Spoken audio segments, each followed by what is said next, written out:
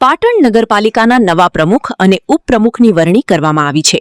પાલિકાના ઇતિહાસમાં પ્રથમ વખત રાવળ સમાજની મહિલા પ્રમુખ બનતા રાજકીય વર્તુળોમાં ચર્ચા જાગી છે.